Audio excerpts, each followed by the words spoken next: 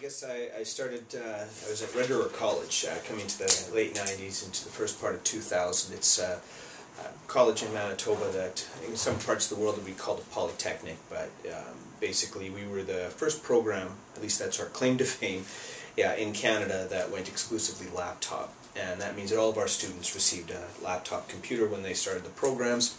Got about 150, 200 students in total, and the first thing from my end was, laptops really changed how students interacted with each other.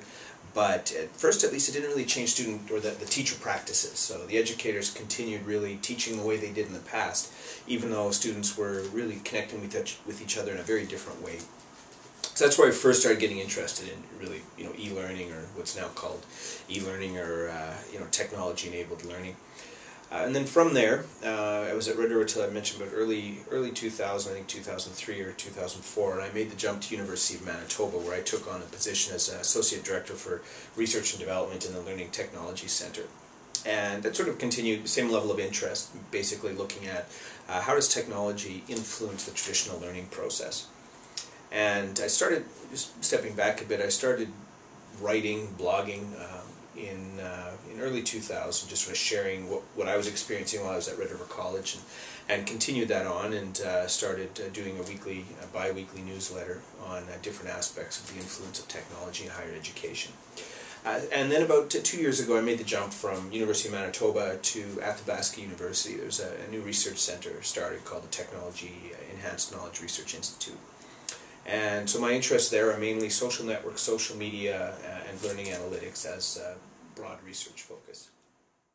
Well, I mean, I guess it's it depends the perspective of the person asking the question. I mean, if you take it from a perspective of learning sciences in terms of the principles of learning, then really learning is learning, and using a different medium or a different device may not necessarily dramatically alter the human process of learning.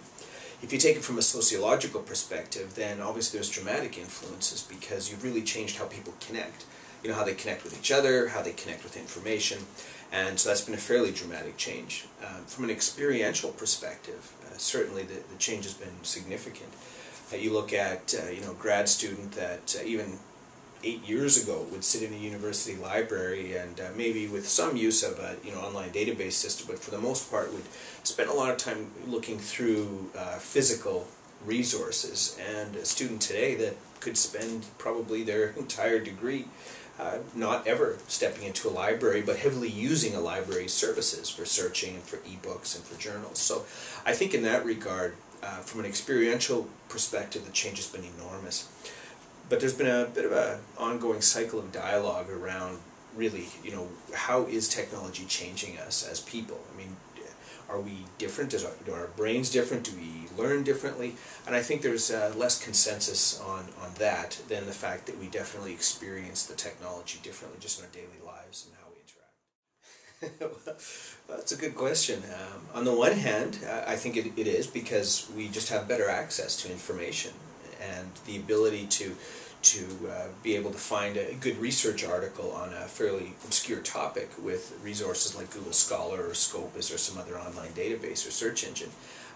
Significantly, the barriers to that are reduced significantly, so it's far easier to find those resources. But on the flip side, and I guess this depends how you define learning, but on the flip side, there are significant distractionary attributes to this media as well. So if you're able to readily connect and find information sources, you're just as able to be readily distracted by a tweet or a Skype call coming in, or a blog post that's not really related to what you're searching for but is fascinating enough to keep you motivated. So in that regard, the internet is very much a click-driven medium, which means that we're very easily distracted. At least I am. Won't speak for others, but I'm very easily distracted from what I'm doing to, follow this, follow it, and all of a sudden I'm down this rabbit hole pursuing something that, I started off searching, I don't know, some aspect of educational technology, and all of a sudden I'm over here reading about political theory in a country that I'm not very familiar with. So that's admittedly, that's still learning. But I think what the internet makes difficult is focused learning, right? Learning on a particular task and a particular objective, because it so easily pulls us in different directions.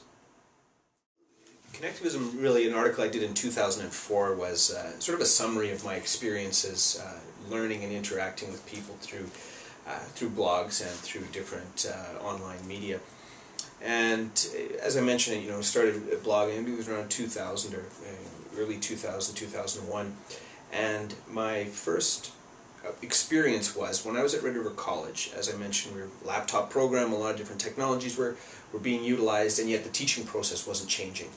And so in order to sort of share what I was trying to do with technology and how I thought technology was influencing teaching and learning, I started writing about it. I started connecting with others who were having similar experiences. So, in different parts of Canada, US, Europe, UK, Australia, there were sort of ones or twos of me in different institutions. Now, in themselves, they weren't able to have a conversation in their own institution around technology and the role that it has on teaching and learning.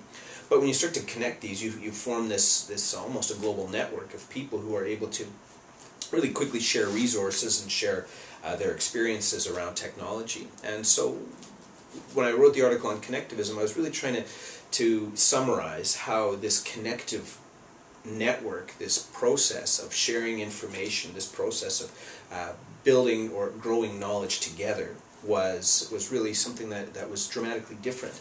Now, this isn't to say that networks are new. I mean, we've always functioned in networks, but what happened is they're pushed to they're more explicit now. We're doing very explicit things such as we click to connect to someone, whereas if you meet someone at a cocktail party 30 years ago, at no point do you intentionally externalize that you've made that connection. So I think it's the fact that we're explicitly experiencing these networks, and with the article, that was the point I was trying to make, is there's something different about this that I felt, and still do, that traditional learning theories aren't accounting for. This network connection process, all of our information is being made explicit. By being made explicit, it's discoverable by others, and so the core thesis essentially is that knowledge is a network property, such as some theorists in artificial intelligence have argued that the knowledge is in the connections. And so if knowledge is networked and connected in nature, then learning essentially is the process of growing those networks, navigating those networks, and pruning those networks. So that was sort of the assumption or the thesis I was putting forward. Now, in fairness, there was a lot of people who were experiencing sort of parallel approaches to teaching and learning as well. So it was more about naming a phenomena that a lot of different people were experiencing. And since then, of course, we've only become more connected in our daily lives through, whether it's Twitter or mobile devices in particular, are probably the biggest driver right now, because we're carrying this connective device, this system, computer literally around with us 24 hours a day. And so with the growth of Twitter, mobile devices, Facebook, and whatever other new technology is lurking on the horizon, it just continues to intensify our hyper-connectedness. It reduces the barrier to connections, and it makes it just far easier to access other people and to access new information sources. So in that regard, that really is, and that's part of the reason why I'm here with the OLnet initiative right now, is to sort of track some of those activities now in a more formal setting. Well, I mean, the one thing I think we've learned, probably the most dramatic thing we've learned about technology over the last 100 to 150 years, going back to telegraph and the phone system and then with the internet now, is that being connected reduces the impact or the barrier of geography. And so if you can send a message over the Atlantic with relative ease, I mean, suddenly your ability to exchange, even though at that point it was very cumbersome, but it was an early indication. As the barriers are reduced and information is more readily available, your communication processes change. It begins to flow into your newspaper publishing. It begins to flow into exchange in terms of scholarly dialogue and those kinds of activities. So openness in the sense of our age today is really one of saying, these classrooms that we've built sort of to house learning, or if it's an online course, these course systems that we've built that primarily center around the teacher-learner interaction are to some degree a bit antiquated, because suddenly, if we're studying a particular theorist in our classroom today, it's just as easy for us now to go and, let's say we're taking a course in psychology and we're looking at Milgram or some other psychologist research. You go onto YouTube and you can observe directly a documentary of that study. You can see video interviews directly of that theorist or of other critics of that theorist, and it's that accessibility where you're not required to have a teacher or an instructor mediate that relationship. When I was first started in higher education, first started as a student, I relied almost exclusively on, especially when you started in an undergraduate level, but still as you move to masters and beyond, but I relied almost exclusively on the educator to provide me the resources for learning. Read this chapter, do this, do that.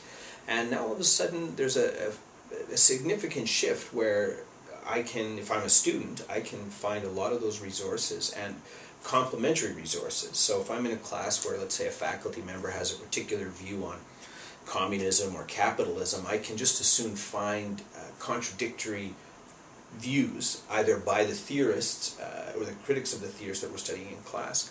So there's a sense of autonomy, and that's, I think, really at the heart of this shift to openness, where the learners are gaining greater control over their learning, and it means more motivation is required in some instances, more critical thinking is required. But I think by and large what openness has done is it's really increased the capacity for encountering divergent viewpoints. It's increased the capacity, in theory at least. I mean, you can just as soon take openness and technology to only receive perspectives that you already agree with. So part of the skill is learning to encounter a breadth of information sources. Otherwise, I think in an educational context, it really started with some of the activities with MIT and a few other American universities that did large-scale open course initiatives. But if you pause a bit and you look back to lectures that traditionally had been public lectures in a university setting, I mean, that was an act of openness. There's always this, when we experience something digitally, we assume it's a new thing. But even if you look back at the history of Open University and other university systems, reducing the barriers to knowledge was a big part of the mandate. So what we're seeing with open content today is really only one instantiation of that.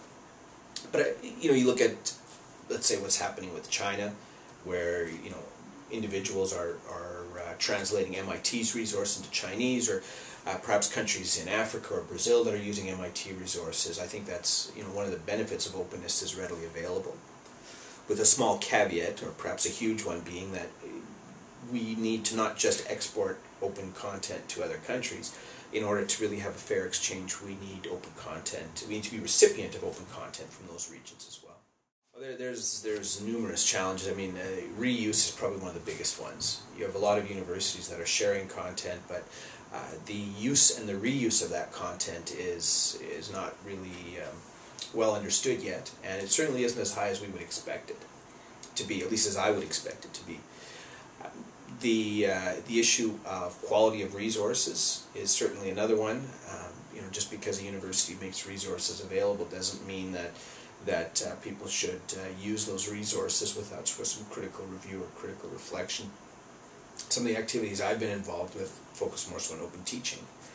And in terms of open teaching, again, we're sort of looking at a similar challenge where the concern rests in how do you determine the quality of the process, how do you ensure that learners aren't being left behind as these courses initiate, because when you emphasize autonomy, there's a certain student that will exceed and be very successful in that setting, and there's other students that are going to have a greater challenge. So how do you deal with that?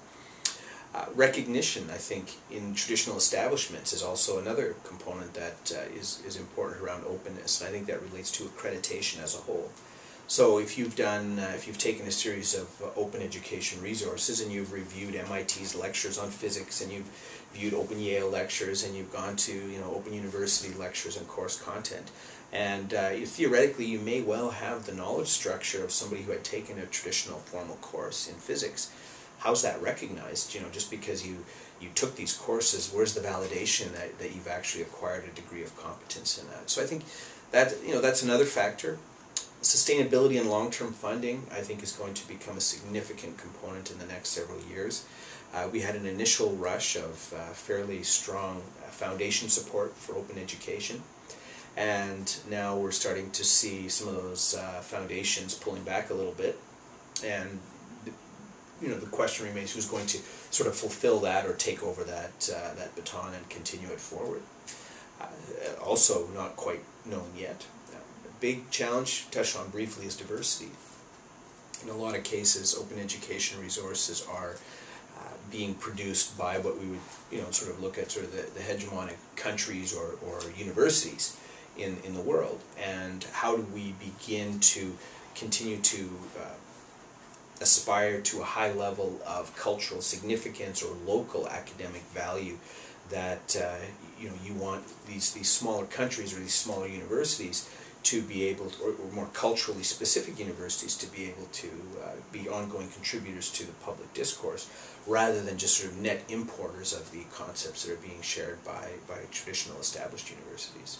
So we're sort of surprisingly, we're almost 10, 11 years along in the open education movement, and yet we're still confronting some very significant fundamental questions that demonstrate an enormous amount of work ahead.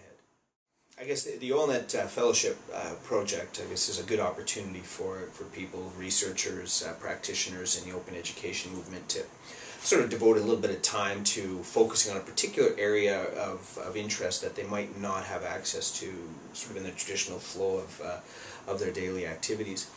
So my interest with OLnet, obviously, I mean, I've been involved in some component of open education really since about 2001, and tried to kick off an early initiative on open education where a group of us met online and talked about how can we sort of advance adoption of these resources in terms of improving the teaching and learning process. Again, that was my primary interest. It wasn't an administrative consideration. It wasn't about how do we create this broad movement. It was very much grassroots, and the intent was to say, instead of having the big institutions do it, how can a group of us, if you're a group of psychologists, how can you create and share your intro to psychology resources so that all of a group of 500 faculty members in Canada could pull from the same pool, rather than everything being recreated. And I also was a bit against this MIT notion, which is one university releases, everyone else adopts. I very much wanted to see sort of participatory OER development.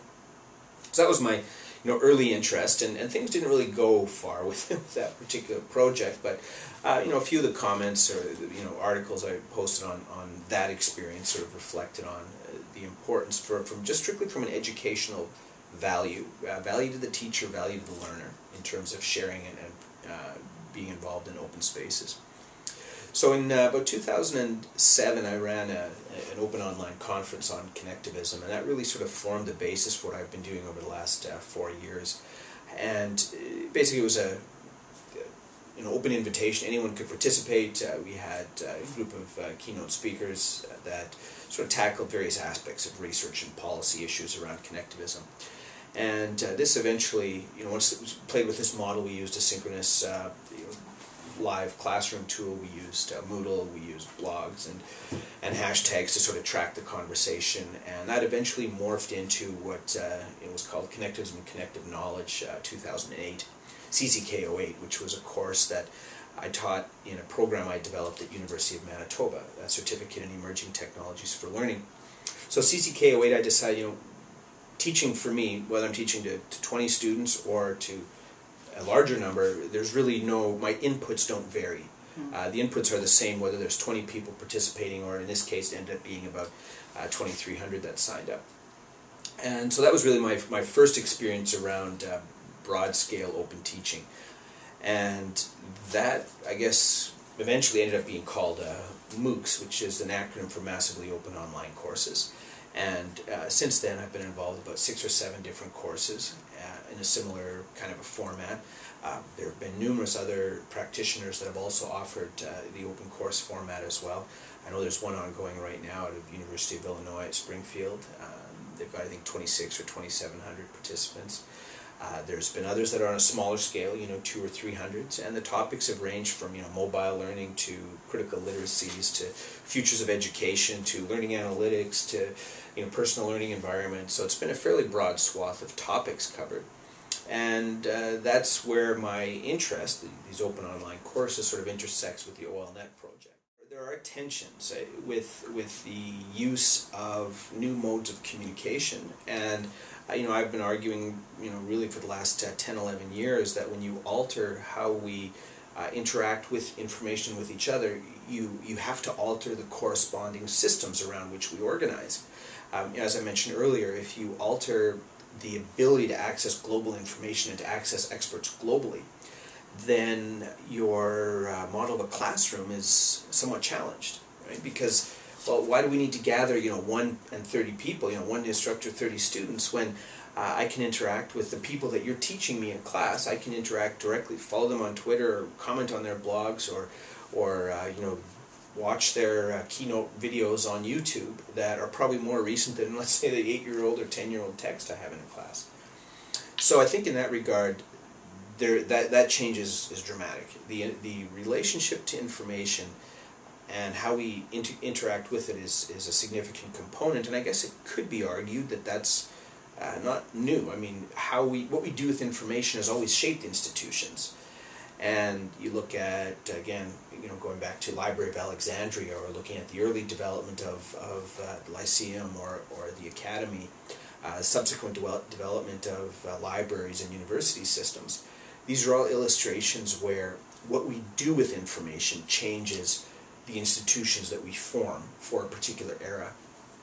And so today we're kind of at a point where we're doing some very different things around information, and I don't think we quite comprehend yet what does that mean institutionally. And some of the inherent tensions that you're getting at is that you just as a good network can flow good information, it can flow bad information just as effectively. So the concerns around that, I don't think we fully understand yet. How do we validate a good course? I mean, if anyone can start and run a course, an open course, and let's say you have a degree of positioning or a good position within your social network or within a larger network, that you can have 200 or 500 or more people sign up for a course. But what if you're an idiot? What if you're not subjecting your ideas to peer review? And what if it becomes more of a popularity contest than an actual academic process? I mean, those are real questions that definitely universities will need to look at and confront as well. But beyond that, I guess the challenges certainly are around, and this is a tension that's really been there since Wikipedia and social media and Web 2.0 started, which is how do we know that we're interacting around good content or good information, or if anyone has access to it, if a group of amateurs, can they create a resource that's as significant as what a group of experts who've developed their competence in a field through decades of research and publication and peer review, can you really compare those two? And so I guess that's a little bit of an issue. There are tensions around open teaching, just like there are around open education, that we really haven't even started to sort of plumb the depths of yet. Students who we've had in open online courses, and I've done these primarily with Stephen Downes and with Dave Cormier, and these students find, I think initially at least, it to be a very bewildering experience, because a lot of the cues that we're accustomed to in a traditional course are gone. So as an illustration, each week starts with, we'll have a series of readings and videos or other resources that just sort of kick off the conversation. Then from there, we really emphasize students, providing additional resources, interacting with starting off with those information sources, a point of interaction, and then certainly driving it to more peer interaction, and to some degree, there's involvement from us as facilitators within reasonable timescales. But what happens is, if you don't have a set place to go, and these courses by nature are distributed, which means they can happen in Second Life, Google Groups, Facebook, now I guess Google+, they can happen on bits and pieces of conversation, will happen on Twitter, other blog spaces, Moodle. So you end up with essentially a course without a center. And I think that's the first significant upsetting feature of these open online courses, is that, and we did, the first course we did, CCK08, we very intentionally said, we want to create a structure or a system that is disorienting in terms of the traditional cues that learners are accustomed to. We want the flow of information to sort of exceed the abilities of individuals to handle on their own, so that there's an appeal to social sense-making structures or wayfinding as part of a network system. And largely I think we were able to create that. But the big problem is that if you distribute a course, people don't know, well, where do I go to find this piece? Where do I... It's almost like you're in an area where you don't have a map, and you don't know who's all here, what's everyone doing. And we had, as mentioned, we had 2,300 participants. You know, only a fraction were active participants throughout the course. A lot of them sort of lurked and tracked around. But how do you then know what's happening? And it's tough if you don't have a clear identity yourself, and if you don't necessarily know the identity of others. It's kind of like you feel like you're speaking into a void. And so what you start to develop is sort of new narratives of coherence. You start to form sub-networks, and you form subclusters with people who share similar interests.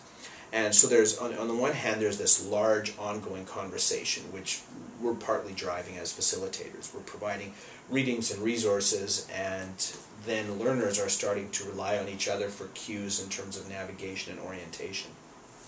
And that's when smaller clusters form. So we had, for example, a few hundred students that decided to do their work in Second Life. They would tap in occasionally to the broader readings and analytics, or the resource I should say, that we provided, but their actions were happening mainly in this sub-course. In the last one we did, CCK 11, we actually had, I think, about 5 or 6 different language streams that developed. So people were, a Spanish group formed, and I think one was on Facebook, a few others were on Google Groups, and they started to sort of create these networks that allowed them to rely on these social structures for making sense of it. But I think really you have to experience one open online course, and it can be a bit of a shocking experience because the cues are gone that we're used to, and the center is gone that we rely on. But we found that once you've had sort of one experience, it seems that learners come back, and they're the next time we offer a course, and it's a far less taxing experience because they're used to developing some of these skills for navigating complexity. They're used to understanding, how we track the flow of conversation through a variety of approaches, tags, the daily, which is a regular publication, a daily email that we send out that tracks, all the blog posts and those kinds of things. So once that experience has happened, I think learners find it, but it's like anything else, really you're learning the skill of experiencing learning in this environment. You're learning how to cope with distributed networks, decentralized structures, multiple voices, subclusters, and once you know how to navigate that, it's easier to start interacting directly with the content. So those are a few of the experiences I've seen with learners. So it's really about the patience to go through it once, to really unlearn some of those classroom-reliant activities. The instructor will tell me what to do, into one that sort of emphasizes a greater degree of personal agency or learner autonomy. In contrast, the educator's perspective, I think, is in terms of ensuring success for learners and for themselves. One of the challenges we've faced is certainly quality of resources that we provide to students. In particular, you want to utilize peer-reviewed resources wherever possible. A lot of cases, though, these articles are with a closed journal, and when you have people from 50 or 60 different countries involved in a course, there's no guarantee they're going to be able to access that resource in their local library. So we've tried wherever possible to rely on open access journals, and of course resources that we ourselves create. If there's a series of articles that we can't necessarily link to because they're closed, we try and synthesize them in either a podcast or a short video presentation each week to kick things off.